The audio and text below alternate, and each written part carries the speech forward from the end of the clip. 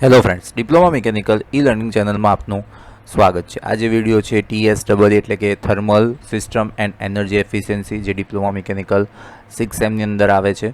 અમુક કોલેજની અંદર TSEE અને PPE હશે, જ્યારે અમુક કોલેજની અંદર FT અને MS હશે. તો આપણે TSEE જે સિલેક્ટિવ સબ્જેક્ટ છે એના 2 માર્ક્સના ક્વેશ્ચન આપણે ડિસ્કસ કરીએ છીએ. લાસ્ટ વિડીયો જે હતો એની અંદર આપણે 15 જે ક્વેશ્ચન હતા એ આપણે ડિસ્કસ કર્યા હતા. આ વિડીયોની અંદર આપણે બીજા 15 એટલે કે 16 થી 30 ક્વેશ્ચન જે છે ડિસ્કસ કરવાના છે. ઓકે, તો પાર્ટ 1 ના જોયો તો જોઈ લેજો, ઉપર આઈ બટન પર તમને એ વસ્તુ મળી જશે. ઓકે, અને આ જે PDF છે એ શેરેબલ નથી, એટલે કે જો એને બી જોઈતી હોય પેઇડ છે, ઇન્સ્ટાગ્રામ પર DM કરશો તો ત્યાંથી તમને પ્રોપર ઇન્ફોર્મેશન મળી જશે. બાકી ફ્રી ઓફ કોસ્ટ ઓબ્વિયસ છે, આપણે યુટ્યુબ ચેનલ પર તો મૂકીએ જ છીએ. ઓકે, તો સ્ટાર્ટ કરીએ. Define capacity ratio term related to heat exchanger.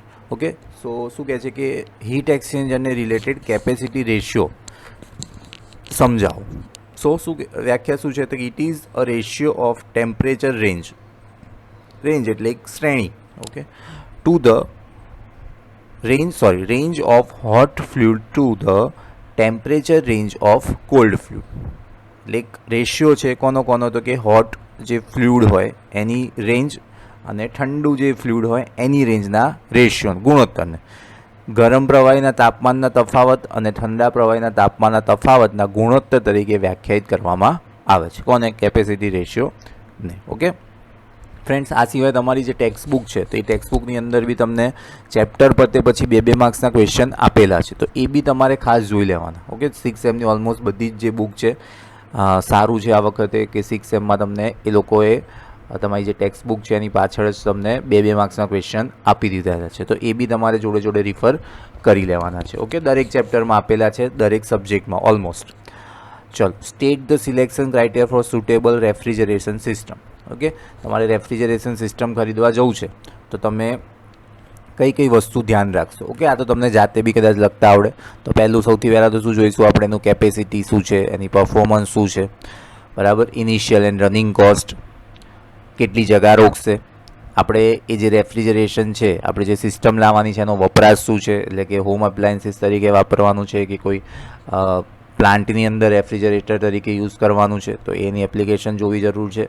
Requirement of cooling, કેટલું કુલિંગની જરૂર છે. મેં જે હમણાં કીધું હોય તો આપણા ઘરમાં યુઝ કરવાનું તો કમ્પેરેટિવલી સાઇઝ ઓછી હોય. ઓકે, તો એનું કુલિંગ બે પ્રમાણે હોય. સમજો કે કોઈ પ્લાન્ટ હોય મોટો, બરાબર, કે જ્યાં રેફ્રિજરેશન ઇફેક્ટ મોટી કરવાની હોય અથવા માઇનસની અંદર ટેમ્પરેચર ઓપ્ટિંગ કરવાનું હોય, તો એ ડિપેન્ડ છે કે તમારે કેવું કુલિંગ રાખવું છે, તો એ બી એક ઇમ્પોર્ટન્ટ છે. પછી star rating on the basis of latest technology. Okay, star rating તમને આઈડિયા છે જ, આપણે લાસ્ટ વિડીયોની અંદર ડિસ્કસ કર્યું હતું. અને રિલાયબલ એટલે કે વિશ્વસનીય. તો આ જે ફેક્ટર હતા એના બેઝ ઉપર આપણે શું કરીશું? રેફ્રિજરેશન સિલેક્ટ કરવાના છે. એના પછીનો question, define turn off refrigeration, write the equivalent value in kilo calorie પર અવર and BTU per hour. Okay, તો આ તમને ઓલરેડી 5th સેમની અંદર આપણે જે એર કન્ડિશન એન્ડ રેફ્રિજરેશનનું જે ચેપ્ટર આવતું હતું થર્મલ 2, એની અંદર તમને ડેફિનેશન મળી જશે. ઓકે, એટલે મતલબ એ વખતે બી તમે કરી જશે તો એ જ ડેફિનેશન લખવાની છે. 1 ton of refrigeration is the amount of cooling obtained by 1 ton ice melting in 1 day. Okay, 1 ton બરફ એક દિવસમાં પીગળવાથી જે આપણને ઠંડક મળે એને શું કહેવામાં આવે છે? 1 ટન ઓફ રેફ્રિજરેશન. અહીંયા નીચે એના બધા જે યુનિટ છે, યુનિટ અહીંયા લખેલા છે, જે તમારે શું કરવાના છે? યાદ રાખવા પડશે. અને સ્પેસિફિકલી જે પૂછ્યા છે કિલો કેલરી પર અવર, ઓકે, અહીંયા નીચે બતાવેલું છે, અને BTU per hour. Okay, so next જોઈએ, define refrigeration and air condition. તો રેફ્રિજરેશન અને એર કન્ડિશનની વ્યાખ્યા પૂછેલી છે. તો રેફ્રિજરેશન એટલે શું?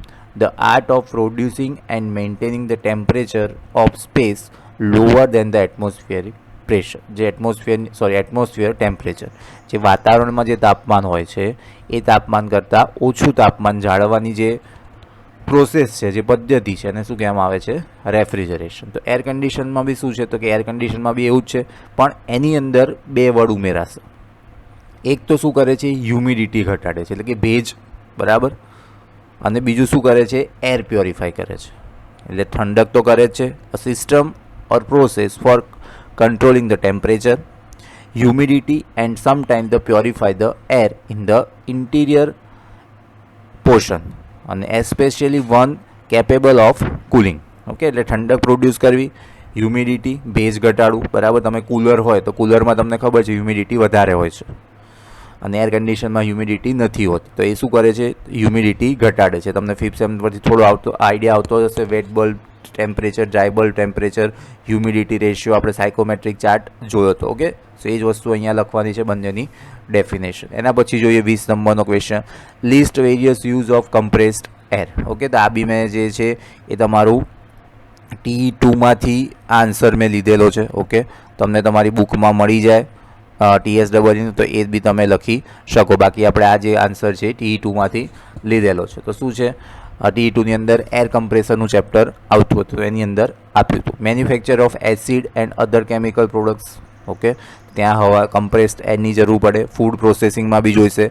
સ્પ્રેઇંગ ઓફ ઇન્સેક્ટિસાઇડ એટલે કે જંતુનાશક જે દવા છે એના છંટકાવ માટે જોઈએ. Construction off road, dam, tunnel, for cleaning part of machine and automobile which are not easily accessible by hand. એટલે એવા પાર્ટ કે જે આપણે હાથથી સફાઈ નથી કરી શકતા. ઓકે, ત્યાં જગ્યાએ આપણે એના ક્લિનિંગ પર્પઝ માટે. સ્પ્રે પેઇન્ટિંગ તો આપણને ખબર જ છે. Operating air brakes use in buses, truck, train etcetera. Okay, જે હેવી લોડેડ જે વ્હીકલ્સ છે એની અંદર એર બ્રેક સિસ્ટમ હોય છે તો એની અંદર બી યુઝ થશે. અને ગ્લાસ બ્લોઈંગ. ઓકે, ગ્લાસને બ્લોઈંગ કરવા માટે. નેક્સ્ટ છે રેફ્રિજરેશન. ઓલરેડી આપણે ઉપર ડિફાઇન કરી દીધું છે. ખાલી અહીંયા એક વસ્તુ નવી આવી છે, વોટ ઇઝ ઇટ્સ યુનિટ. એનું યુનિટ શું છે, ટર્ન ઓફ રેફ્રિજરેશન. તો આ જે ક્વેશ્ચન હતો ઓલરેડી આપણે અહીંયા ડિસ્કસ થઈ ગયો છે. નેક્સ્ટ જોઈએ 22 નંબરનો, list renewable and non renewable sources. Okay, આ તો તમે આઈ થિંક નાના હતા ત્યારથી જ સ્કૂલમાં જ્યારે સાયન્સ સબ્જેક્ટ આવતો હતો અથવા પર્યાવરણ સબ્જેક્ટ આવતો હતો ત્યારથી તમે ભણતા આવતા હતા ટાઈપ્સ ઓફ સોર્સિસ. રિન્યુએબલ અને નોન રિન્યુએબલ એટલે કે પુનઃ પ્રાપ્ય અને પુનઃ અપ્રાપ્ય. ઓકે, તો જે ઉર્જા સ્ત્રોત સતત ઉપલબ્ધ હોય તેને શું કહેવામાં આવે છે, પુનઃ પ્રાપ્ય ઉર્જા સ્ત્રોત. જેમ કે પવન ઉર્જા, સૌર ઉર્જા. Okay, which are continuously available. અને the renewable energy that are deplete with time, એટલે ટાઈમ જતાં શું થાય છે, નાશ પામે છે, ખલાસ થવાની સંભાવના છે. ઓકે, તેને શું કહેવામાં આવે છે, પુનઃ અપ્રાપ્ય. કોલસો છે, તેલ છે, ગેસ છે, એ બધું શેમાં આવશે, પુનઃ અપ્રાપ્યમાં. નેક્સ્ટ જોઈએ, name the parameter that a psychometric chart provides for an air. Okay, તો બહુ ઇઝી ક્વેશ્ચન. સાયકોમેટ્રિક ચાર્ટનો મેં હમણાં તમને ડિસ્કસ કર્યું કે એમાંથી આપણને કઈ કઈ વસ્તુઓ મળે છે, તો તમને આઈડિયા હશે જ. એક મળે dry bulb temperature, wet bulb temperature, dew point, humidity ratio, relative humidity, specific volume અને સ્પેસિફિક એન્થાલ્પી. ઓકે, તમને જો ના ખબર પડે સાયકોમેટ્રિક ચાર્ટ શું છે તો તમે ગૂગલ પર સર્ચ કરશો તો એક સાયકોમેટ્રિક ચાર્ટ તમને મળશે અને એમાંથી આપણને આટલી વસ્તુઓ એમાંથી આપણને મળે છે. ઓકે, ફિફ્થ સેમની અંદર બી આ ટોપિક જે હતો એ ઓલરેડી આપણે કવર કરેલો હતો. What is infiltration in air condition. Okay, infiltration air કન્ડિશનની અંદર શું છે, તો બહુ સિમ્પલ વસ્તુ છે. તો કે when amount of air is enter into condition room, જે કન્ડિશનવાળો જે રૂમ છે જે એર કન્ડિશન લગાડેલું છે તો એની અંદર એર એન્ટર થાય છે. ક્યાંથી એન્ટર થશે, તો કે ડોર જ્યારે આપણે ઓપન ક્લોઝ કરીએ ત્યારે, અથવા તો જે ક્રેક હોય, ક્યાંક તિરાડ હોય ફર્નિચરની, એટલે મતલબ ડોરની અંદર કે વિન્ડોઝની અંદર. ઓકે, વિન્ડોમાંથી બી અમુક વાર આવે છે. તો આ કેમ આવે છે, તો કે this is due to the pressure difference on the side of door, window etcetera. Pressure difference થાય, અંદર પ્રેશર અલગ હોય, બહાર પ્રેશર અલગ હોય, તેના લીધે શું થશે, બહારની જે હવા છે અંદર આવવાનો ટ્રાય કરશે. અને this type of passing air is known as infiltrated air. અને આને જે કહેવામાં આવે છે, શું કહેવામાં આવે છે, ઇનફિલ્ટરેટેડ એર તરીકે ઓળખવામાં આવે છે. તો એકદમ ઇઝી ડેફિનેશન હતી, ખાલી તમે કન્સેપ્ટ સમજી લો એટલે તમને લખતા આવડે. એના પછીનો ક્વેશ્ચન જોઈએ, state different source of energy. Again આ ક્વેશ્ચન બી તમારા માટે એકદમ ઇઝી ક્વેશ્ચન છે. ઓકે, તો એક આવશે સોલર એનર્જી જે આપણને શેમાંથી મળે છે, સૂર્યમાંથી. બીજી છે જીઓથર્મલ એનર્જી જે આપણને ક્યાંથી મળે છે, તો જે આપણું પૃથ્વી છે એના ક્રસ્ટમાંથી એટલે કે એના પેટાળમાંથી. એક વિન્ડ એનર્જી, બાયોમાસ એનર્જી અને હાઇડ્રો પાવર એનર્જી. તો એકદમ ઇઝી ક્વેશ્ચન હતો. નેક્સ્ટ ક્વેશ્ચન જોઈએ, form of potential energy. Potential એનર્જીના કયા ફોર્મ છે, તો કે chemical energy, nuclear energy, mechanical energy, અને ગ્રેવિટેશનલ એનર્જી. તો એ કઈ છે, પોટેન્શિયલ એનર્જી. એના પછી વાત કરીએ, state the method of performance evaluation of boiler system. Boiler સિસ્ટમને મારે પરફોર્મન્સ ઇવેલ્યુએટ કરવા છે તો કઈ રીતે થઈ શકે, તેની બેઝિક 3 મેથડ છે.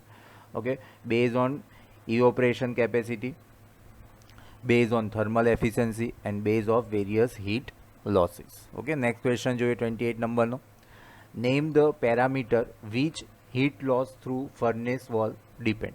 ઓકે, ફર્નેસ વોલની અંદર ફર્નેસની અંદર જે વોલ હોય એની અંદર હીટ ટ્રાન્સફર કઈ રીતે થાય છે, તો હીટ લોસ કઈ રીતે થાય છે. તો પહેલું જે આવશે એમિસિવિટી ઓફ વોલ, દિવાલ જે હોય એની એમિસિવિટી. બીજું છે thermal conductivity and ready of refractors, જે રિફ્રેક્ટર્સ લગાડેલા હોય એની thermal conductivity. Wall thickness. Okay, અને જે ફર્નેસ છે એ કન્ટિન્યુઅસ ઓપરેટ થઈ રહી છે કે નહીં. Okay, whether furnace is continuously operating or not. એના પછી જોઈએ 29 નંબરનો. Which are the place in the furnace where stock can not be place. એવી કઈ જગ્યા છે કે જ્યાં સ્ટોક મૂકવો ના જોઈએ. The place fall in the path of burner and where there is a possibility of flame striking the stock. Okay, એવી જગ્યા કે જ્યાં બર્નરની જે ફ્લેમ છે એને અડી શકતી હોય તેવી જગ્યાએ ના મૂકવું જોઈએ. અને બીજું છે the area in which stock is place then it can block the system of furnace. જે ફર્નેસની વર્કિંગ સિસ્ટમ છે એને બ્લોક કરી દે એવી જગ્યાએ બી આપણે મૂકવું જોઈએ નહીં. અને લાસ્ટ ક્વેશ્ચન આ વિડીયોની અંદર આપણે જોઈએ define specific power and volumetric efficiency. તો આની અંદર થોડુંક કરેક્શન છે. ઓકે, શાંતિથી સમજી લો. The ratio of power. Okay, જો કોનો રેશિયો છે તો કે પાવરનો રેશિયો, પાવર શેમાં હોવું જોઈએ, કિલોવોટમાં. ઓકે, ટુ ધ કોનો રેશિયો એટલે બે જણનો હોય તો ratio of power in kilowatt to the volume of air delivered at ambient condition. Clear? કઈ અઘરી નથી. કોનો રેશિયો છે તો કે પાવર શેમાં હોવો જોઈએ, કિલોવોટમાં. અને બીજું કોણ તો કે volume of air deliver at ambient condition. Ambient એટલે વાતાવરણીય સ્થિતિ. ગુજરાતીમાં લખેલું છે વાતાવરણની સ્થિતિએ પાવર અને વોલ્યુમ ઓફ એર ડિલિવરના ગુણોત્તરને શું કહેવામાં આવે છે, સ્પેસિફિક પાવર કહેવામાં આવે છે. બુકની અંદર આપેલી છે, તમને જો કન્ફ્યુઝન લાગતું તો ત્યાંથી તમે વાંચી શકો. અને બીજું જે હતું એ હતું વોલ્યુમેટ્રિક એફિશિયન્સી. ઓકે, તો મેં જે લખી છે એ મેં તમને આ જે ડેફિનેશન છે એ T2ની લખેલી છે. ઓકે, અને તમારી બુકની અંદર બી આપેલી છે, તમે અહીંયા બંને લખવાનો ટ્રાય કરેલો છે. સો પહેલાં T2ની આપણે જોઈ લઈએ. થર્મલ એન્જિનિયરિંગ 2માં જે ડેફિનેશન હતી, it is the ratio of actual volume of air taken in the cylinder to the sweat volume of the compressor. Clear? તો તમારી બુકની અંદર શું આપી છે તો હું પ્રિફર કહીશ કે તમે બુકની જ લખજો. So it is a ratio of, જ્યાં યલો કલરનું છે ત્યાં શું આવે છે, ફ્રી એર ડિલિવરી. ઓકે, અહીંયા શું આવે છે, free air delivery. So it is a ratio of free air delivery to the compressor displacement. Okay, બે જ ટર્મ છે, એક ફ્રી એર ડિલિવરી અને બીજું કમ્પ્રેસર ડિસ્પ્લેસમેન્ટ. સો ગુજરાતીમાં બે જ રીતે થશે, ફ્રી એર ડિલિવરી અને કમ્પ્રેસર ડિસ્પ્લેસમેન્ટના ગુણોત્તરને શું કહેવામાં આવે છે, એ જે ગુણોત્તર છે એને કહેવામાં આવે છે વોલ્યુમેટ્રિક એફિશિયન્સી. તો આ બંને જે ડેફિનેશન છે તમને બુકમાં આપેલી છે, તો ત્યાંથી તમે પ્રિફર કરશો તો બી કોઈ ઇશ્યુ નથી. ઓકે, સો આ વિડીયોની અંદર આપણે 30 ક્વેશ્ચન જોયા, 15 ક્વેશ્ચન જોયા. ફર્સ્ટ પાર્ટની અંદર 15 જોયા હતા. નેક્સ્ટ વિડીયો જે આવશે એની અંદર આપણે બીજા 14 જે ક્વેશ્ચન બાકી રહ્યા એ આપણે ડિસ્કસ કરીશું. આઈ હોપ તમારા બી આ રીતે પ્રિપરેશન ચાલતી હશે. મેક્સિમમ ફ્રેન્ડ સુધી શેર કરજો જેથી એ પણ પ્રોપર વેની અંદર પ્રિપેર કરી શકે. અને ચેનલને જરૂરથી સબસ્ક્રાઇબ કરી દેજો જેથી જે વિડીયોઝ આવવાના છે એનું તમને નોટિફિકેશન મળતું રહે. Thank you for watching this video.